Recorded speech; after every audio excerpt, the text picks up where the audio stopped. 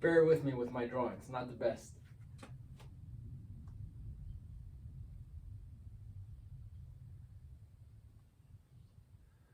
This is a person, okay? It's the esophagus. You eat, food going down, stomach. I've done a lot of jobs. Besides having my own businesses, I've worked a myriad of jobs. Out of the Army, in the Army, I was a combat medic. Out of the Army, I was in the medical field again. I did various jobs. One of them was a technician and assistant to the physician for gastroenterology. So that's this part of your body. You know, we'd go in every day, either with an EGD or a colonoscopy, anywhere between 6 and 10 patients a day. We'd be inside them, right? One day, I had a physician whom we often got into together.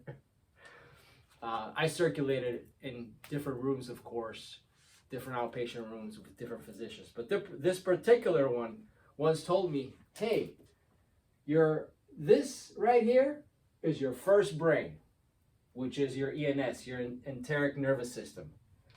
I said, "Yeah, whatever." You know, I didn't pay any attention to him. But eventually, I did my own homework. And I looked at the studies that come out of Russian and Chinese universities, including Stanford here in the US, Johns Hopkins, great accredited schools of medicine and universities. And I found out that's true. Actually, the enteric nervous system, which is down here, is our first brain. It seems like it's formed before our original brain. Now they say that here we have about 80 million neurons, give or take. They say here, your enteric nervous system has between 100 to 600 million neurons. Now, mind you, it doesn't only give information on what your gut situation is or anything else. It has so much to do even with your mental health. It starts from here. It's incredible. Then you can try to think that, hey, maybe what the ancients used to say, the ancient civilizations, that, you know, your gut feeling, you have a gut feeling. Yes, because your enteric nervous system doesn't communicate like your brain does, maybe forming some type of words, etc.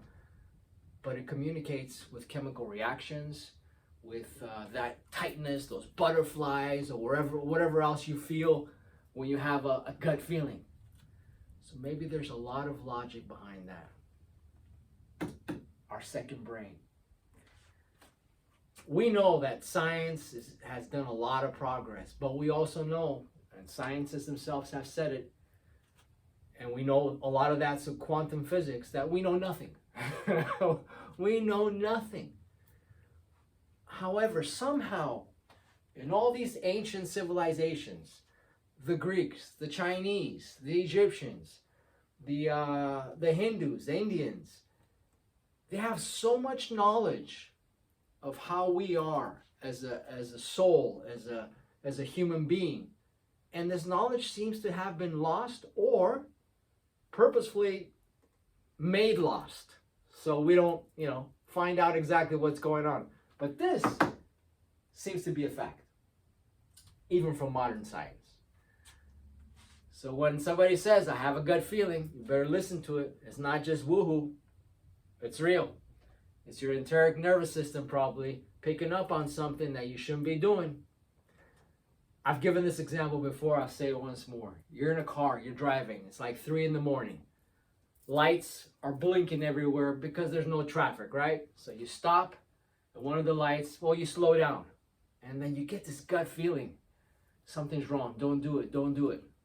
But your mind says, your brain says, go, go. There's nobody. Look left, right, nobody. Step on the gas.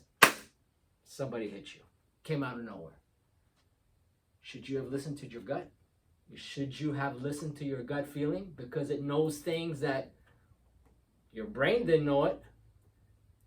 And it knows something that we don't know how it knows it. There's a lot that we don't know. So we need to trust the unseen. Have faith. Have faith in the higher power. It's given us so many tools to work with. including our two brains. Use them wisely.